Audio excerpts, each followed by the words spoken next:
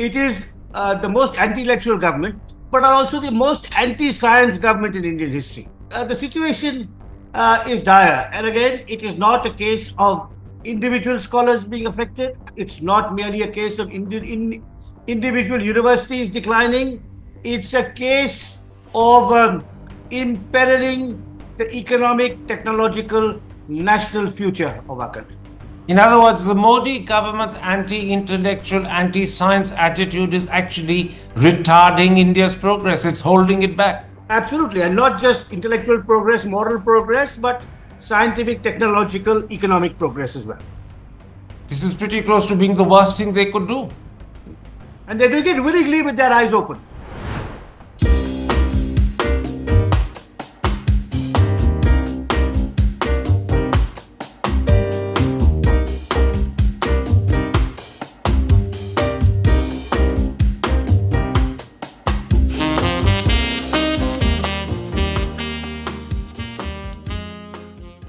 Hi, I'm Karan Thapar. Over the last few years, I hope you've been watching my program, The Interview on the Wire. During that period, I've interviewed doctors, politicians, businessmen, scientists, authors, and even the occasional Nobel laureate. For me, it's been exciting. I hope it's been enjoyable for you. But these, as you know, are tough times, and if this program is going to remain bold, independent, and sometimes even defiant, then I think we need your support. At the end of the day, it's a truism, but editorial independence is best defended by the viewers. So if you would like this program to remain the way it is, forthright, outspoken, and interesting, then would you consider supporting us? All you have to do is to click on the description at the bottom. But more than anything else, I hope you will continue to watch the interview. Your viewership means an awful lot to me.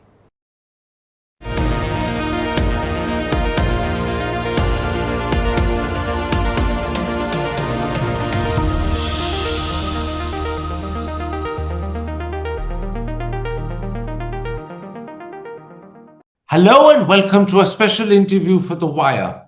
On the 21st, the Modi government deported the world-renowned Hindi scholar and Professor Emeritus at SOAS, Francesca Orsini, even though she had a valid 5-year visa but did not give any reason for doing so.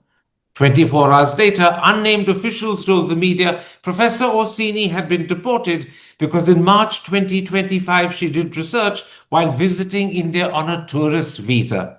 How credible an explanation is that? In fact, has India become a country where academic freedoms are under pressure and open debate is discouraged, if not actually prohibited? That's the key issue I shall discuss today with the well-known and highly regarded historian, author, and political commentator Ramachandra Guha. Ram Guha, on the night of the 21st, the Modi government deported the world-renowned Hindi scholar and Professor Emeritus at SOAS, Francesca Orsini, even though she had a valid 5-year visa, and she's told The Wire that no reason was given to her for this action. So let me start by asking, how do you respond to this development? Well, it's depressing and shocking. Professor Orsini is one of the world's great scholars of Hindi and North Indian literature. She's been coming here for 30 years. She was even partly educated in this country. Her work is avidly followed by scholars and writers all across the world, including many Indians. There's a wonderful essay on the importance of her research by a young professor from Bihar, actually, in a recent issue of The Wire after her deportation. So it is absolutely appalling. And none of her work, all her work is scrupulously scholarly. There are no, she's not talking about the breakup of India, the independence of Kashmir, the independence of Nagaland, the kind of things about which our government gets thin-skinned about. In fact, she's educating us about our rich cultural literary history. And given that most of our work has been on Hindi, a language that this government likes, sometimes to the exclusion of other languages, it is utterly puzzling and bizarre. It's a mark of xenophobia and paranoia, I would say particularly by the Home Ministry, because I think they are largely responsible for this act. Now, Francesca Orsini is the author of a highly regarded book called The Hindi Public Sphere 1920-1940 Language and Literature in the Age of Nationalism.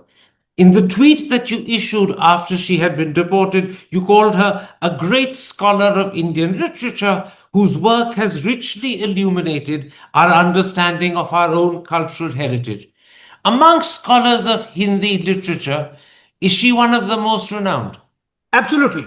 She is today arguably the leading scholar of Hindi literature, language, and associated subjects in the modern period outside of India, and with few Indian peers. And the Indian peers she has, I could even name them, like Professor Purushottam Agarwal of JNU, Professor Apurvanand of Delhi University, Alok Rai, grandson of the great Premchand, hugely admire her and respect her scholarship, and younger scholars, as in the article I mentioned by the scholar from Bihar, have greatly learned from her work. Now, I would urge your viewers to just go to Professor Orsini's website, look at her in the SOAS website, go to her list of publications and the theses she supervised.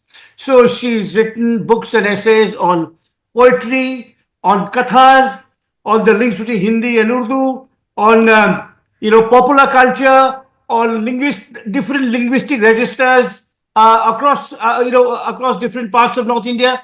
So her work is scrupulously scholarly, rich, rigorously researched, and again I'd like to underline, absolutely focused on scholarship. As one of her colleagues told me in an email, he said, another great Western scholar of India wrote an email to me saying, I find it so puzzling because Francesca is as close to scholarship and as far from activism as one can imagine. So it is, and also I'd say one last thing, and maybe we can talk about this later, or I can about the larger diplomatic repercussions of this. If I may add a couple of lines, Karan. Now,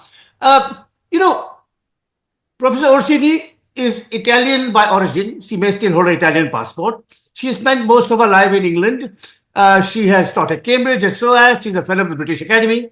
Now, Italy and the UK are among the very few countries where the Modi government, with which the Modi government still has reasonable relations. We recently signed a Indo-UK trade deal. There are aspects of that deal that we're not happy with because we would like more visas for Indians to study and work there. The Italian Prime Minister is a personal friend of Mr. Narendra Modi. Now, I know on good authority that top diplomats in our own Foreign Office are utterly dismayed by this treatment of a great scholar who's been coming here for so many decades, her deportation without any proper explanation, given the wider international repercussions of this. So that I think all deportation is bad. I actually think that any scholar who may be an activist, but whose activism is non-violent, who's asking for greater democracy in a non-violent way, whether for Kashmiris or Indians in general, comes, we should welcome this because we should be open. That is our culture. We talk about Atiti Devo Bhava. We have always been an open civilization. But in this particular case, given the great renown that in which Professor Orsini is held, given her rigorous and scholarly, and I repeat again, utterly non-political nature of her research and writing, and finally, given the wider diplomatic repercussions, this is a truly appalling act. And I would say just one last thing. It would behove the Home Ministry, in the interest not of the Indian government, but of the Indian people, because this is our government. Whether we voted for it or not, this is our country. We want it to be esteemed in the world. It would be in the interest of India if the Home Ministry, they needn't publicly apologize because they're not that kind of people, but privately convey to Professor Orsini that this was a grievous error made in haste, and she's welcome to return to India at any time of her choosing.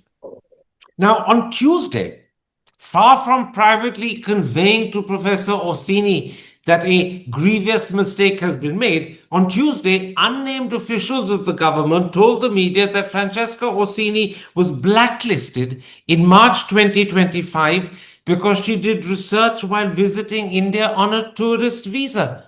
How do you respond to that argument? I mean, firstly, they have, they've got egg on their face because they gave her no reason, even though she's been coming here for so many decades. Courtesy requires that. Uh, uh, on the one hand, some unnamed officials say she was doing research on a tourist visa. Other unnamed officials have been heard saying she gave a public lecture.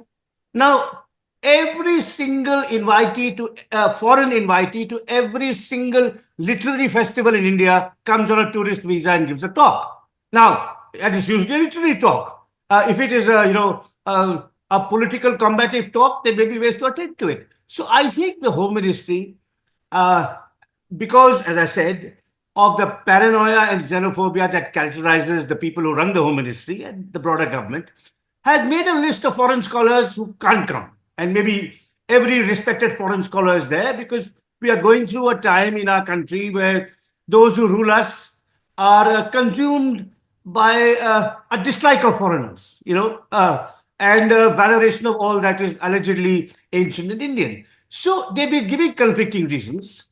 And I do hope, I said, this is for the sake of our country. This is not a party political point I'm making. It's not about the BJP. It's about our country's standing in the world, our country's attitude towards scholars and scholarship. And hence, as I said, the wise thing for the Prime Minister and, dare I say, the External Affairs Minister would be to nudge the Home Ministry to do the right thing as soon as possible. Now, you say this is about our country standing in the world, but the truth is this is not the first time a renowned scholar with a valid visa has been deported from India. According to The Wire, this is the fourth time in the last 3 years that this has happened.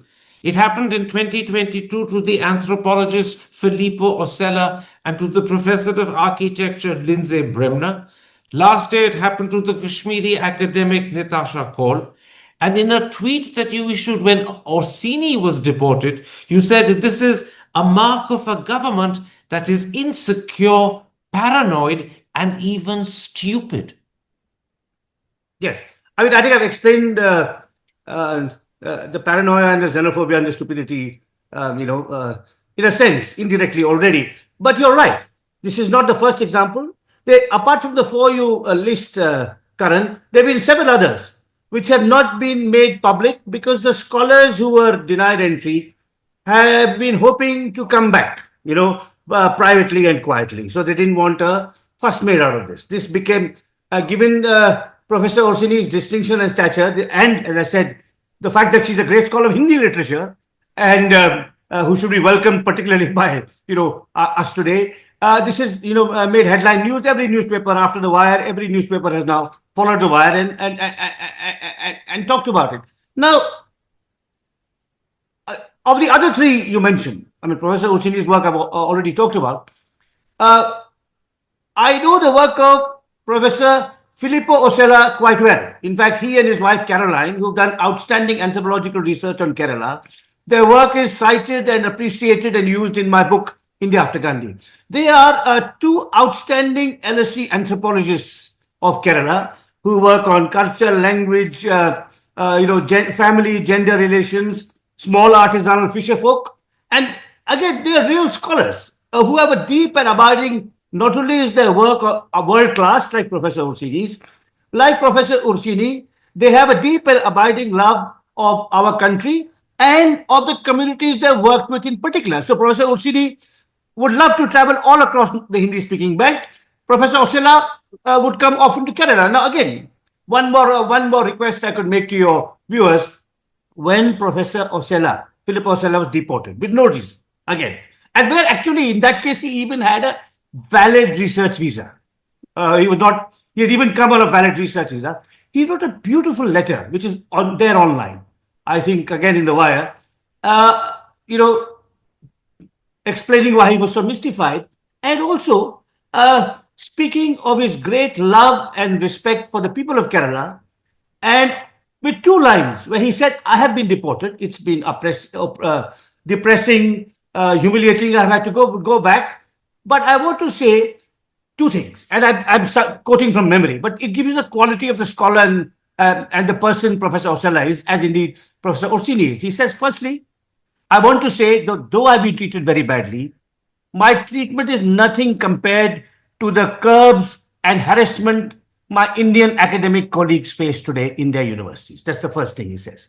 And the second thing he says, again, I'm quoting from memory, I would urge viewers to go to his statement online. He says, and also the harassment I've suffered, the victimization I've suffered, which I temporarily hurts, is nothing compared to the way my Malayali friends have been treated when they are working in the Gulf, the harsh conditions. So these are people, these are scholars. I mean, Professor Orsella, Professor Orsini, these are scholars who have richly illuminated our understanding of our own country and whose love and interest and goodwill for us is unquestioned. Why would we treat them like this? They are not Dawood Ibrahim and Osama bin Laden, for God's sake. So that is why it is so puzzling.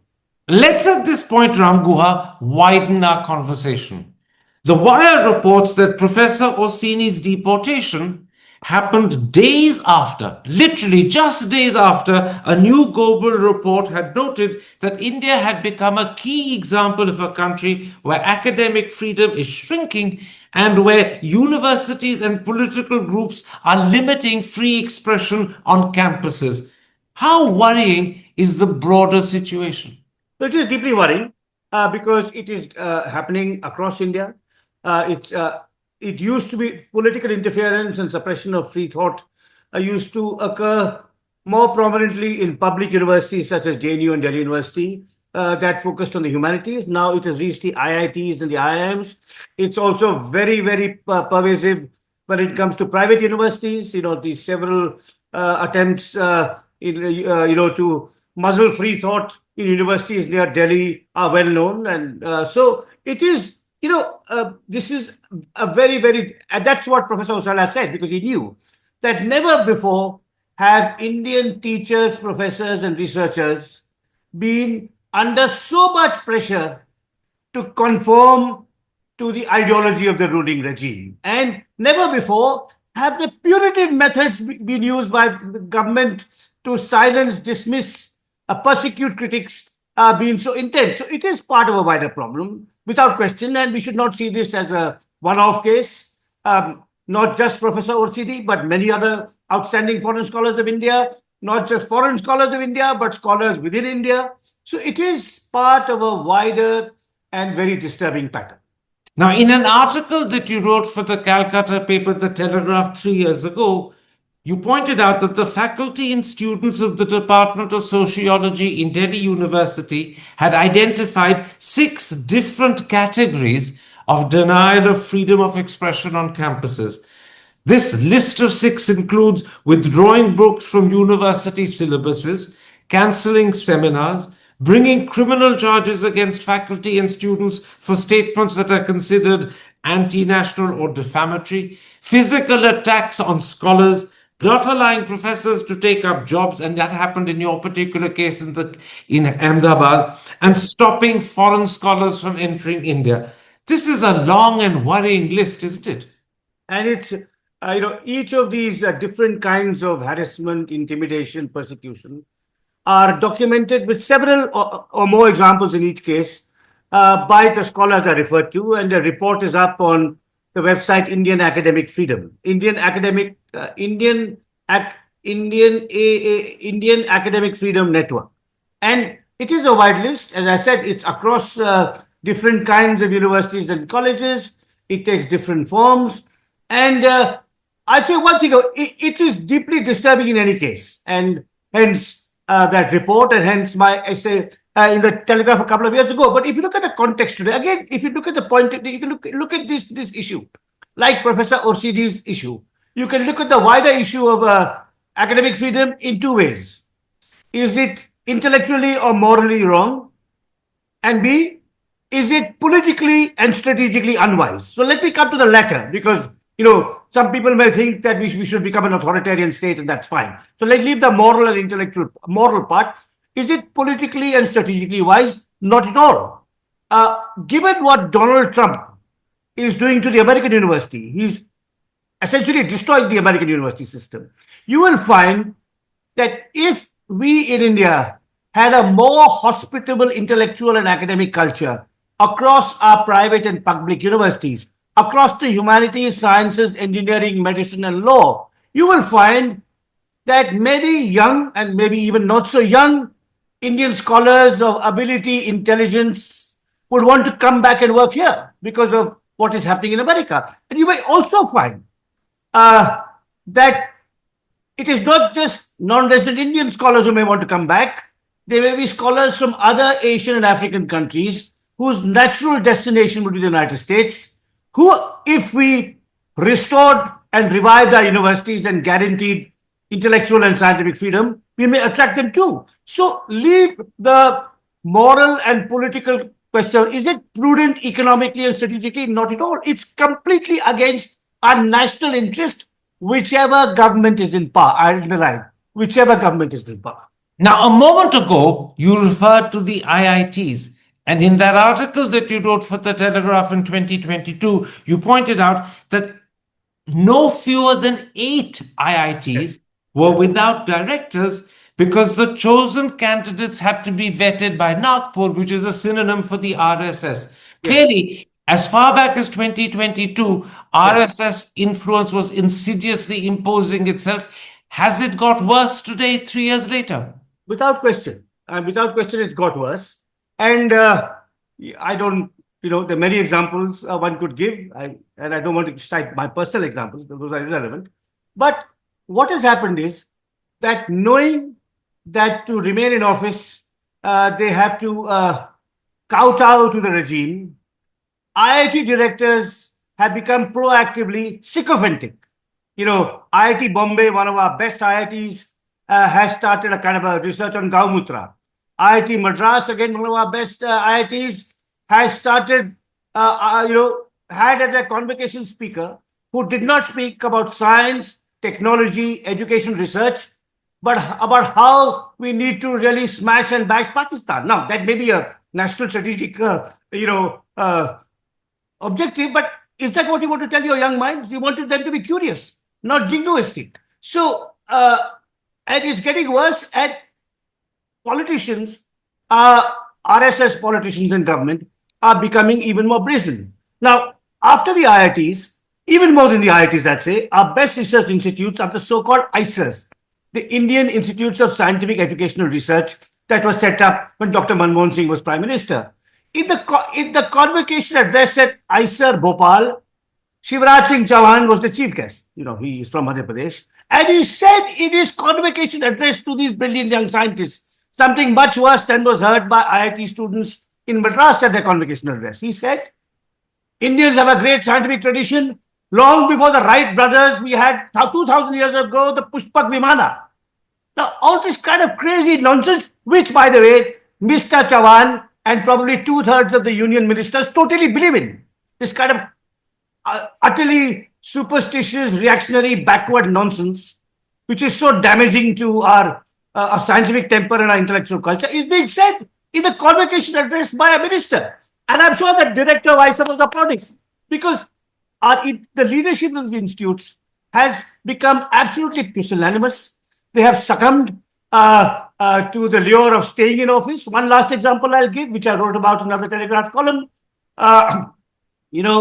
When there was the inauguration of the temple in Ayodhya and sunlight fell on the idol, the secretary to the Department of Science and Technology, a former IIT Kanpur director, wrote a series of posts on X calling that it's kind of elementary, physics that can be done, calling that one of the greatest achievements of Indian science. So it is, what this will do, and again, at a time when American universities are declining and Chinese universities are seizing the opportunity. Anyone who reads the newspapers know that even in fields like AI, China is getting to where America is. In mathematics, they're probably even, certainly, they've got the world's best mathematicians now. So if we want to compete in the world, economically, technologically, in a way in which we can enhance our economic capabilities, our resilience, our standing, and the future of our citizens, we should have our ministers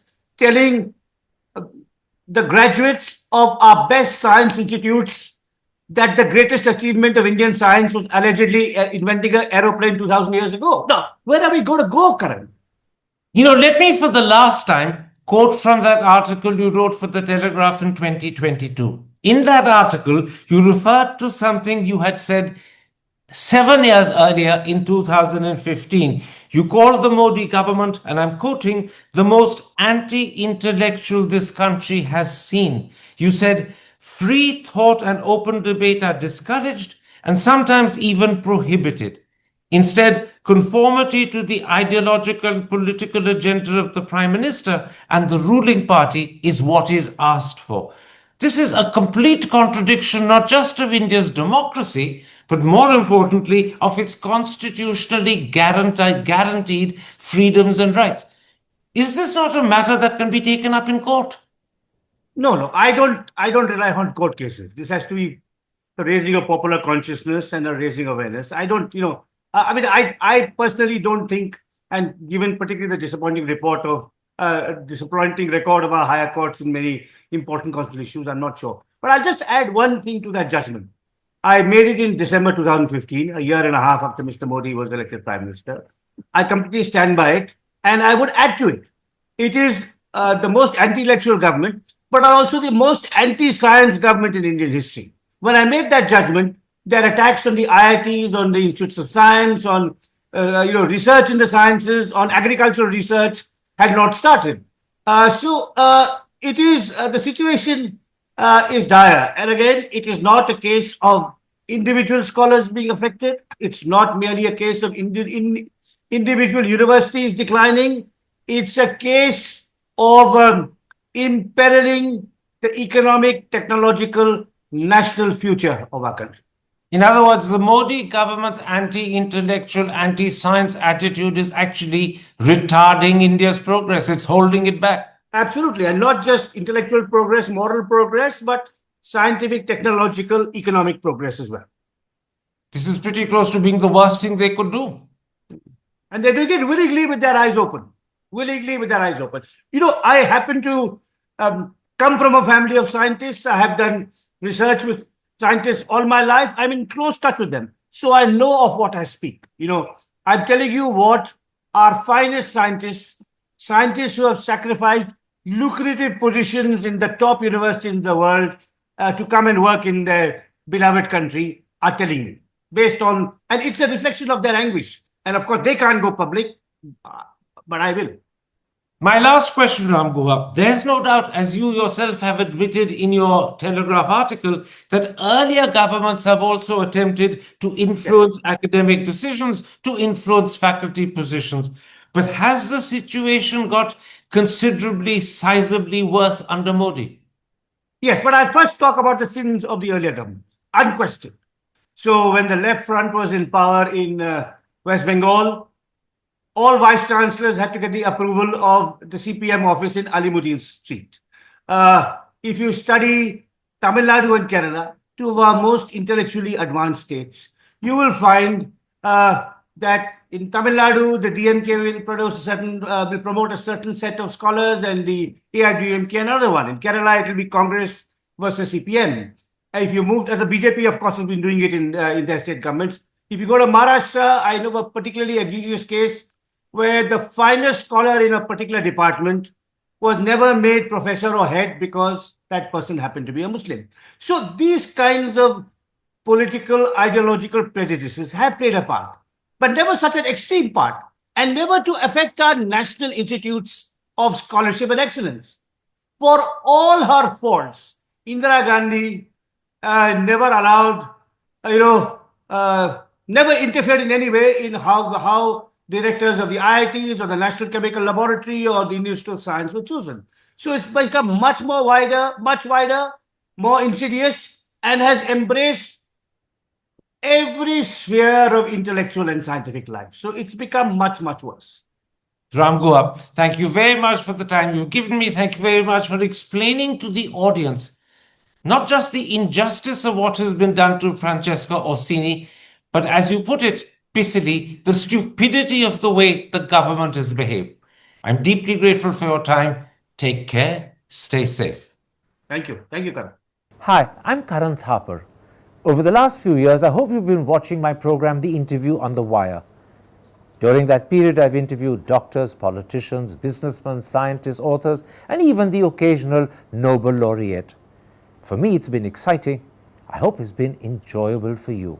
But these, as you know, are tough times, and if this program is going to remain bold, independent, and sometimes even defiant, then I think we need your support.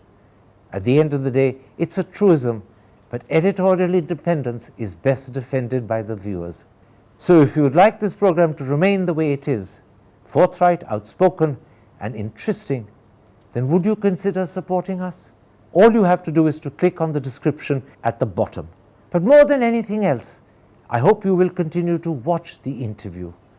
Your viewership means an awful lot to me.